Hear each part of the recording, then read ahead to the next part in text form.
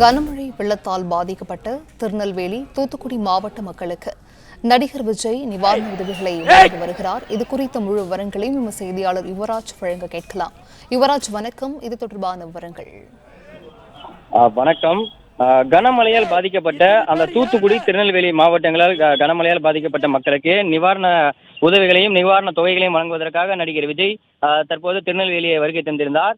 இந்நிலையில் அந்த கனமழையால் பாதிக்கப்பட்ட ஒவ்வொரு மக்களுக்கும் அதாவது அந்த கனமழையின் போது மின்சாரம் தாக்கி உயிரிழந்த அந்த மின்சார ஊழியருக்கு 1,00,000 குடும்பத்திற்கு 1,00,000 ரூபாய் நிதியுதவியும், அதே போன்று வீடுகளை இழந்த இருவருக்கு 50,000 நிதியுதவியும், அதே போன்று புதுப்பிக்கக்கூடிய வகையில் சேதமடைந்த அந்த 30 நபர்களுக்கு கிட்டத்தட்ட 25,000 ரூபாய் தலைக்கு என்று கிட்டத்தட்ட 30 நபர்களுக்கு வழங்கப்பட்டிருந்த நிலையில் அந்த நிகழ்ச்சியில் நிவாரண தொகையை பெறுவதற்காக வந்திருந்த 1,500 நபர்களுக்கு அரிசி, பருப்பு, வேட்டி, சட்டை என அடிப்படை வசதிகளையும் நடிகர் விஜய் தற்போது வழங்கி வந்திருந்தார். இந்நிலையில் இயற்கையில் அமர்ந்திருந்த ஒவ்வொரு நபர்களிடமும் அருகாமையில் சென்று நடிகர் விஜய் இந்த நிவாரண தொகைகளை வழங்கி வந்த நிலையில் தற்போது அடுத்த கட்டமாக காய்கறி, அரிசி, வேட்டி, சட்டை வழங்கும் நிகழ்ச்சிக்காக தற்போது இந்த மேடையில் தயாராகி வருகின்றது. இந்த நலத்திட்ட உதவிகளை பெறுவதற்காக ஒவ்வொரு பொதுமக்களும் ஒவ்வொரு அந்த பகுதியில் கனமழையால் பாதிக்கப்பட்ட ஒவ்வொரு நபரும் தற்போது இந்த நிவாரண உதவிகளை பெறுவதற்காக